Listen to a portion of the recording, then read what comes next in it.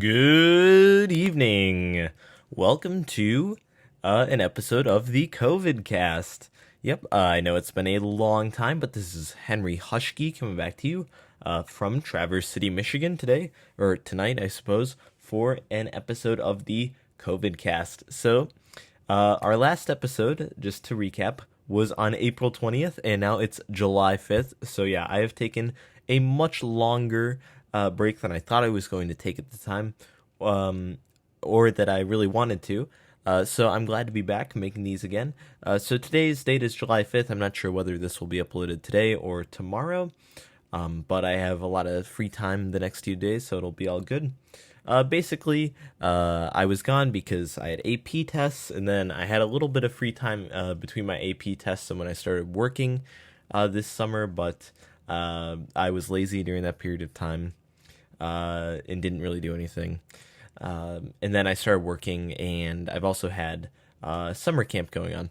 Anyways, so what we're looking at for the COVID cast, and it just depends on how things go with the whole situation, but what we're looking at for the COVID cast right now is I would like to do these once a week and try to get them out to you on Mondays to lighten up your Monday. You know, Monday is always a rough day. So that's what I'm going to try to be doing. I have quite a few things going on right now, but I'm going to try to keep this something I do once a week for you. Okay, so last episode was on April 20th, and a lot has changed since then, so we can kind of go over what has happened in this pandemic since then. So, as it stands right now, just in this world view, and I've kind of transitioned completely to using worldometers. Their coronavirus tracking. They do a really good job. They keep things up to date, more so than Johns Hopkins or BNO News, which was another source that I was using that was really great towards the start of this. So, been using worldometers, or worldometer, and their coronavirus tracker right now as of today, July 5th, and I'll be using the July 5th numbers just so there's no confusion here. They're sitting at 11,540,882 total cases have been tested, and worldwide 536,325 deaths so far in the pandemic. So some negative numbers there. But 6.5 million recovered, 6,526,440 people recovered from COVID. And that number is actually an underestimate because a lot of places, especially in the U.S., which is a pretty significant source of the cases, like a quarter of the cases, haven't been keeping track of like recoveries. You know, like people aren't like calling in to a database to tell someone that they've recovered from COVID. So there are many more recovered that have recovered from COVID. So yeah, that's some positive news. But at the same time, over 500,000 dead. This is obviously, I know it's obvious to everyone, but this event has been an event that will never be forgotten in the history books. You know, this will be a permanent fixture of life, or a permanent memory will be this pandemic. So, it's been a long time since we last talked, and really, our last episode, or right around our last episodes, was right around when things were beginning to level off in the pandemic, and things were beginning to get better, which was partially why I didn't really make too many updates, which is a bad thing, because, you know, maybe it's better to focus on the positives. But, you know, things weren't escalating, things were actually doing better. Social distancing, to no one who actually had thought about it surprised, began to work, and we just saw a reduction in cases. So we've seen this interesting trend, and you can kind of see it in this daily new cases and daily new deaths here. You can see what's happened on the worldwide stage, which is a little bit different.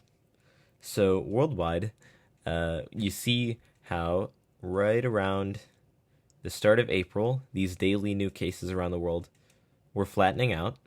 Social distancing was working. Especially in Europe, things were starting to de-escalate, and in the US too. And then we see this rise. And we talked about that multiple times in previous casts. And it's very predictable what's happened. Now we've started to see a lot of less wealthy countries, a lot of third world countries, begin to deal with the virus, and we're kind of in the mid to early stages of seeing what that looks like for them. And we've seen an explosion in cases. One coalition, the BRICS coalition, is kind of a famous, is like kind of the big.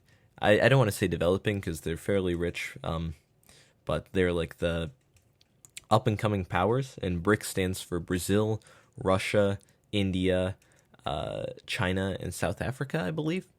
So these are kind of like those countries have really been affected hard, except for China, basically, who obviously kind of had their entire pandemic at the start of the year and have been doing strict things that are practically back to normal there, although they still monitor like crazy or are trying to do stuff like crazy. And I don't think we'll ever know quite what actually happened in China, whether just how bad maybe things were at the worst points in China.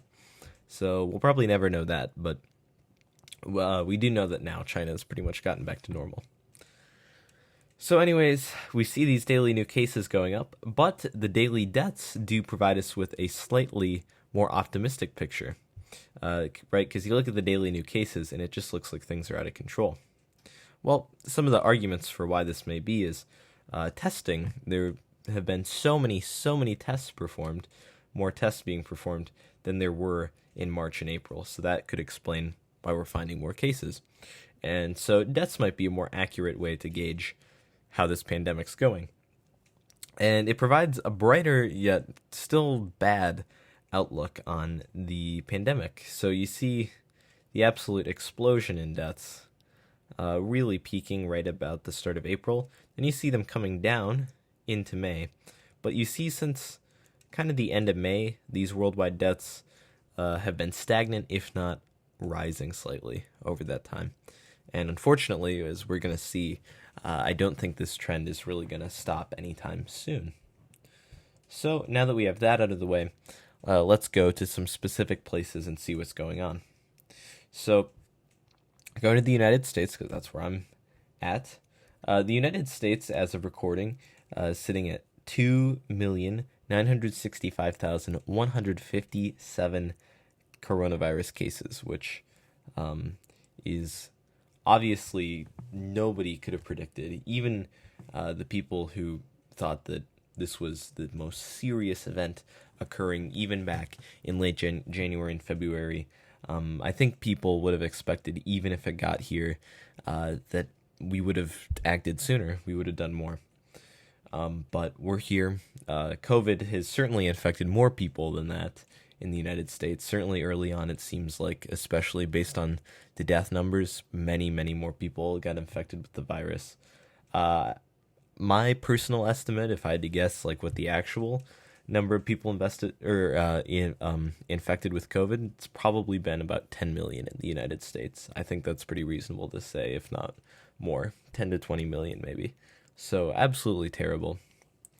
And then deaths, 132,473 as of recording, which is kind of an unfathomable toll, way worse than any flu season, than any, than really anything the U.S. sees ever, really. I mean, if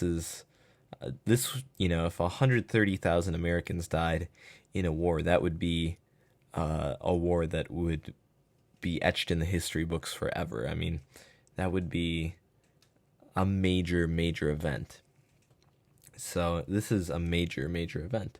So like I said, the recovered, there probably aren't as many active cases as this would lead you to believe. So there probably aren't as many active cases, so that's a good thing. We see that in terms of closed cases right now, which I'll take a picture of this. In terms of closed cases, the death rate is sitting at 9%, but like I said, that's pretty misleading because there's way more people that have recovered, and there's probably just way more cases in general, too, that were never even tested positive and recovered. So, my personal estimate for where we're at with COVID would have to probably be I'm guessing the fatality rate is somewhere between 1 and 2%, maybe 0.5% on the low end, and maybe above that if healthcare is strained.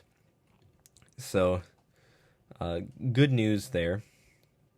Oh, I just realized my numbers are going to be slightly off because some new reporting's coming through the day. Anyways, on a state-by-state basis, we've seen this huge spike, and we've seen the lifting of restrictions really since, I would say, mid-May. Memorial Day was really when I recognized here that people are kind of over this. And it's really odd because, and I suffer from it too, or I don't know about suffer from it, but I think this pandemic's really just showing how easy it is to get bored about something, how humans can really accept realities in a fairly short amount of time that are maybe pretty bad, but humans can just kind of accept it as normal if given a little bit of time. It's a little frightening. You can see how in past history, different things that we think like, oh, how could they live like that? People just get used to things. At least that's what I feel like this has shown me. So anyways, when we look at totals in the population and kind of what states are doing poorly right now, we've basically seen this easing of restrictions, and no one's, like, officials don't seem to understand that, or a lot of officials, I won't say everyone, that this spike is going to occur. Right now, we are beginning to see the price we're going to have to pay for a lack of early action back in March and February on this. And basically now at this point, everyone's like, oh, we're open, it's good. COVID's over. When COVID is still at its worst, if not close to its worst, it's been this entire time. So, what are we seeing? Well, Florida's a state. It's very interesting. Florida right now is sitting at over 200,000 cases, and the total cases, the spike has been so immense, so huge, it's almost incalculable. Florida's been one of these states that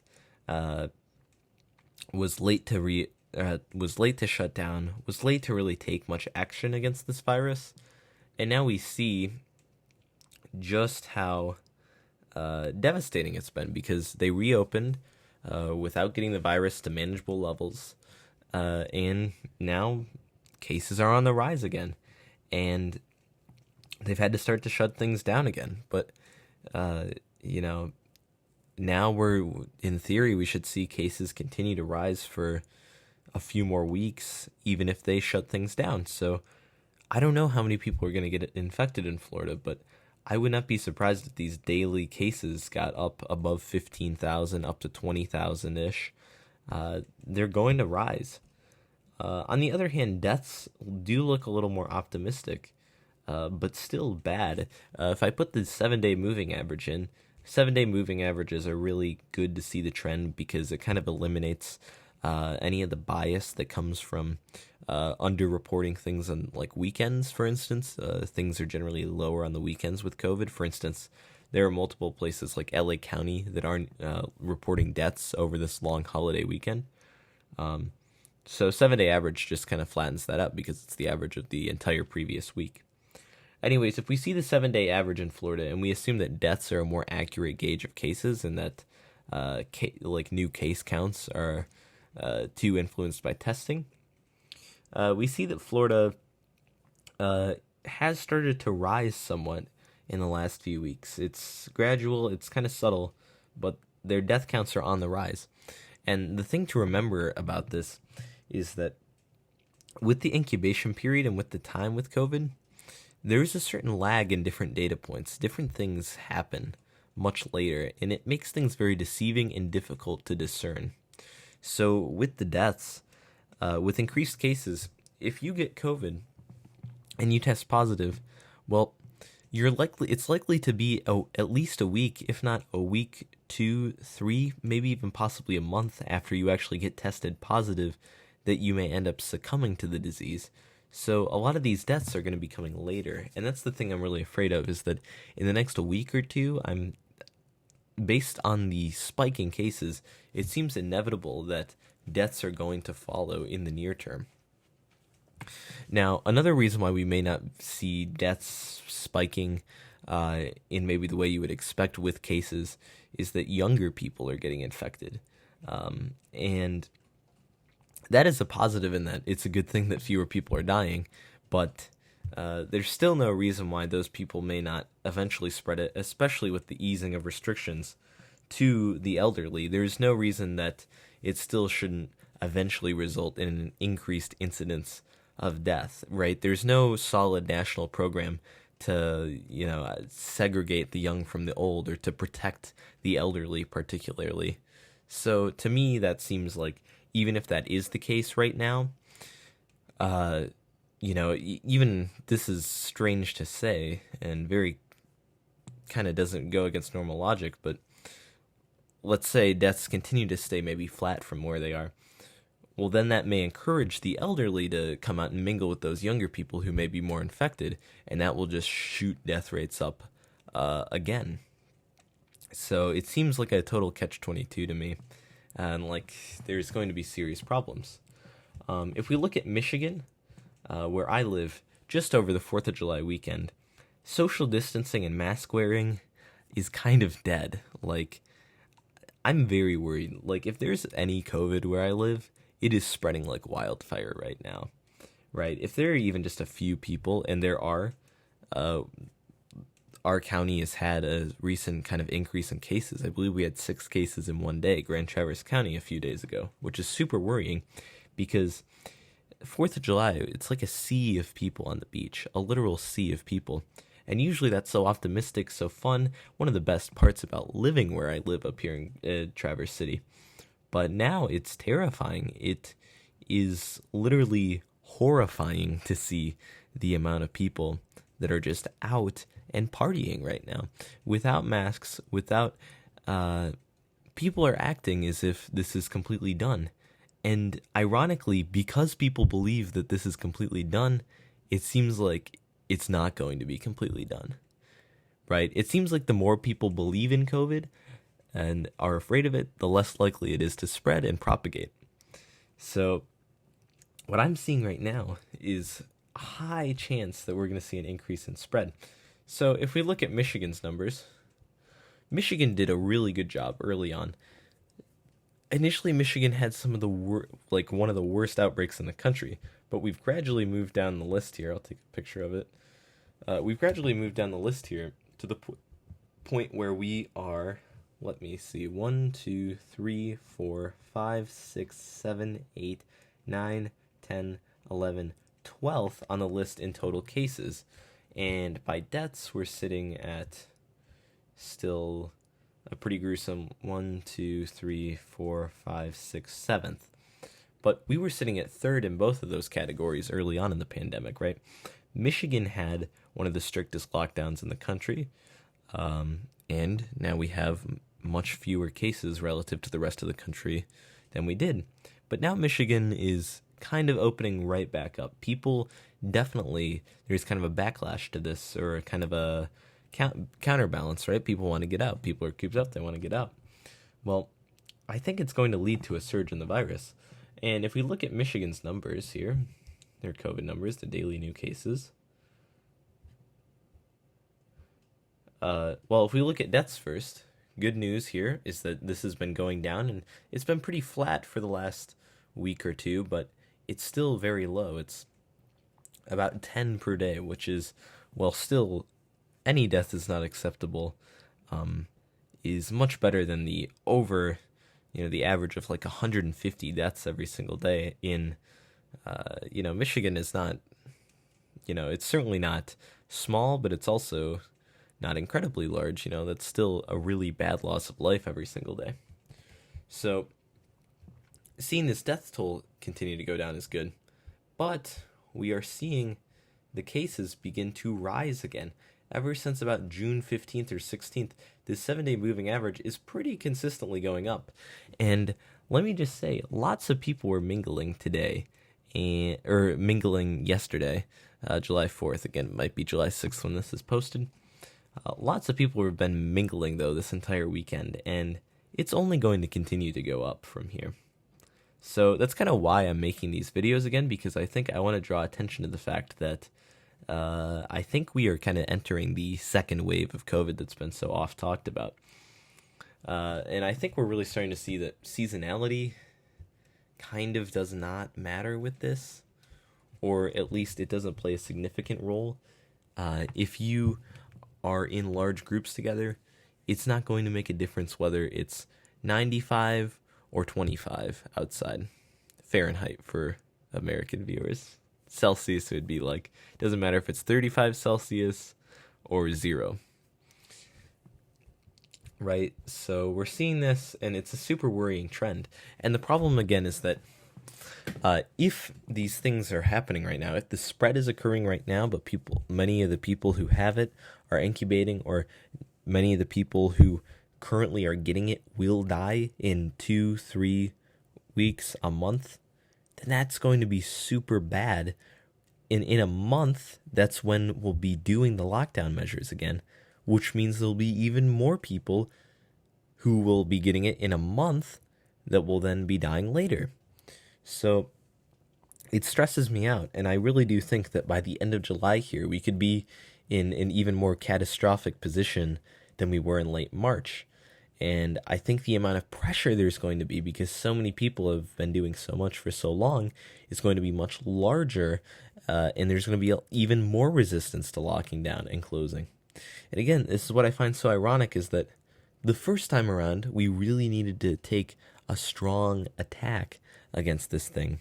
But because we haven't, we've left enough around that the second time it's going to be a problem. So I don't know how this is going to resolve itself, but it's a huge problem.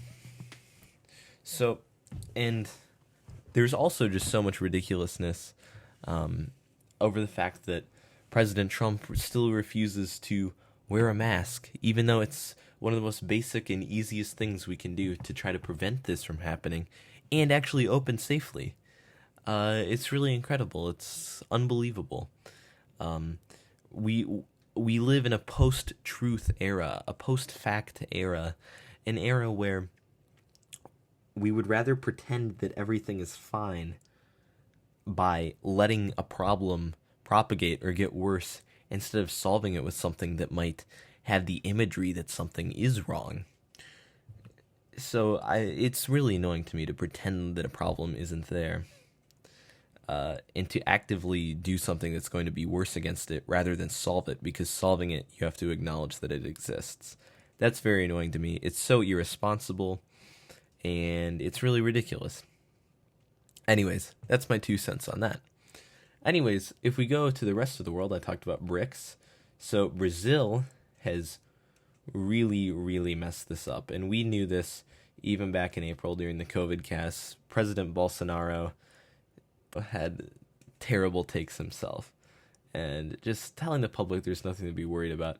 And now in Brazil, we're going to see probably the most catastrophic outbreak in the world for the time being, although other countries, including the US, could end up being worse. But I think Brazil may overtake the US for a brief amount of time, just because their situation is still escalating. But Brazil, it's just so horrible, because, and it actually is a strike against the US, but in Brazil, there are many people who cannot afford to, or literally cannot lock down or social distance in the same way. So we've seen immense spread in Brazil, and we see continued increase. If we look at the 7-day moving average on total cases, today maybe we see a little bit of a dip, but it's pretty much on the positive direction, and they're getting to around 40,000 cases per day, which Brazil has a slightly smaller population than the US, so per capita, Brazil is doing terribly, absolutely terribly. And in terms of deaths, same story. It seems like the average has begun to cap out on these deaths at around 1,000, which may suggest that social distancing efforts are working to a degree in Brazil, and that the total cases continue and increase is due to testing increases. So that's good to see. So the deaths do signify that they're at a very, very, very, I cannot emphasize how bad it is, very bad plateau right now in Brazil. But a plateau that I'm not quite sure how they combat, or whether they can have, or whether they even have the ability to sustain a long enough resistance to this. So Brazil is another bad example. Here's the country that I think could end up being the worst outbreak in the world just due to the demographics and due to its size. India, to me, represents the largest risk in the world of the most horrific outcome. India right now sits at around 700,000 COVID cases, about 20,000 documented deaths, and the total cases graph looks like a plane taking off. I mean, it looks so much like an exponential curve. It's unbelievable, and it's very scary to see out of India. And same with the daily new cases. It has been consistently rising now, and this is what we were talking about even back in April, March. In March, it was just that these countries, once it gets there, in India, you have so many large population centers that just literally cannot social distance, and you don't have the wealth or the access to resources, enough of that, to be able to adequately take care of those who do get sick. So we've seen cases, and this is also a problem in Pakistan, very similar in terms of population density and demographics, where people can't social distance and they can't afford to social distance, and where the healthcare system doesn't have the resources and isn't equipped to actually have things like oxygen for people, for critical COVID patients who need oxygen to survive. So there's just going to be so many people, and the supply and their ability to get that supply is so limited that case fatality rates could be much higher than they are in nations with the resources available to combat those problems. In India, we just see things continually increasing, and I'm afraid that they just aren't going to be able to have the stamina, the ability to prevent this virus from infecting their entire population before a vaccine comes out. And I think that's the end thing, right? Can these countries last long enough to get to the vaccine? I'm not sure they can. Another one, South Africa, seeing huge increases, huge increases. Their cases are rising even faster than India right now. And we haven't even really seen any slowing down. Maybe in their daily deaths, they aren't increasing quite as quickly as the cases, again, because maybe testing's catching up with the cases, whereas the deaths were already more accurate, but still huge problems. Now, on a brighter note, other than these countries where disaster is about to occur, like the United States, Brazil, India, South Africa, let's look at some good cases. So, Italy at one point had what many consider was the worst outbreak on the planet back in March. Certainly in early mid-March, most people would have said Italy has the worst outbreak in the world. Well, now Italy, I believe, is not even in the top 10 of countries that have COVID, not even in the top 10, let me see, of countries with COVID. And they've almost practically gotten rid of, so they're number 10 right now in cases. So, number 10 in cases of COVID. And basically, they've pretty much completely flattened out their curve. And they've almost gotten rid of the virus. I mean, not quite gotten rid, but they're getting their average here. Right now, as of today, their 7-day moving average is about 180 in terms of new cases each day, which compared to the about 5,000 that it was at the peak is really good. So Italy showing really good signs, And they had this national lockdown, strong social distancing, strongly encouraged, and it took them a long time, but they were able to get down. Now, the risk still is that there certainly is still coronavirus in Italy. And if the general public loses that awareness, then there will be problems. But people aren't. People are still skeptical. This is something that I feel like the US is acting as if our curve looks like Italy's, where they have done an excellent job in lowering those cases and actually getting the virus to a point where it's manageable. The US has not done this. That's what's so odd to me about our current society. Another country that's doing well in this pursuit is Spain. Spain, obviously, at one point, sort of a little bit after Italy, had the worst outbreak in the world, some would have said. I think the US was also coming onto the scene right about the same time as Spain. And this was the worst outbreak in the world. But they had a strict lockdown, and now Spain's cases are much lower. I mean, they're sitting at about 300 per day. So we're going to continue to monitor, obviously, to see if this ever changes again with kind of the lightening of restrictions there and the reopening. But enough people have gotten the gist in these places, and they did a good enough job, and they had the ability to social distance, so they did. So I'd just like to end on this final note that the disappointing thing about the United States is that the United States, in theory, should be probably one of, if not the best places in terms of having the ability to handle pandemics. And what do I mean by that? I mean that if you want to talk about handling a pandemic, basically, you want to have a place where population density is not too high and there's enough healthcare to cope with issues with the disease itself. And while the U.S. has, and it continues to be exposed, how the U.S. has some comically bad issues with healthcare, the U.S. is wealthy enough that there is a very vast healthcare infrastructure in this country. And the U.S., compared to European countries even, or not even, but compared to European countries, which, as we've shown, have mainly fought back their pandemics through strong lockdown orders and then smart reopenings, and a general public whose attitude has been one of caution. The U.S. actually has the advantage that our entire American culture is set up not around the idea of cities and city centers where people congregate. Our entire culture is based around the idea of strip malls, highways, and suburbs.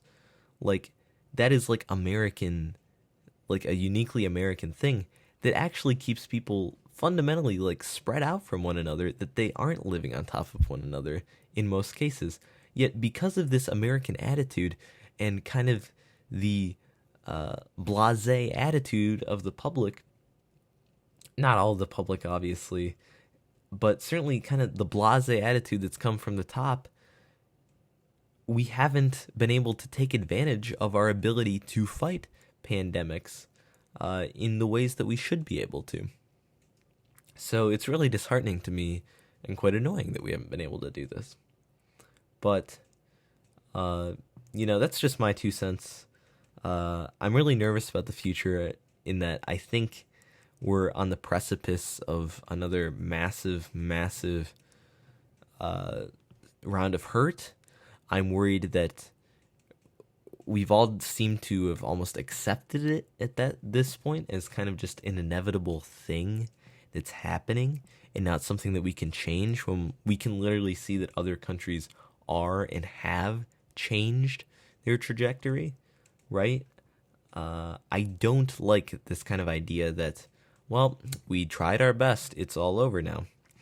And I just in general am never a person that enjoys that kind of philosophy or that kind of idea about the world, kind of a I don't know if that's like fatalistic, I suppose, that it's kind of all already happened, or it's like kind of all already been decided, and we don't really have any agency to change these things. So, yeah, I guess my main takeaway today, and what I'd like to leave you with, is that COVID is still a problem. Uh, I think we should be living our lives, but we should practice caution. Everyone should still be social distancing. Keep gatherings to a minimum. You know, just keep gatherings to a minimum. I know it's hard to do that, but I still think it's the responsible and smart thing to do. And I think wear a mask. I think it's super simple. Wear a mask when you're in contact with people not in your household. Because COVID is here. It's still wreaking havoc, and it's really not going anywhere unless we tell it to go somewhere. So let's tell it to go somewhere. Anyways, this has been the COVID cast. Again, the day is July 5th or possibly 6th. I'm thinking it's 6th because it's getting a lot later than I would have liked it to be. So good night, and I hope you have super Sunday is what I would have said, but marvelous Monday.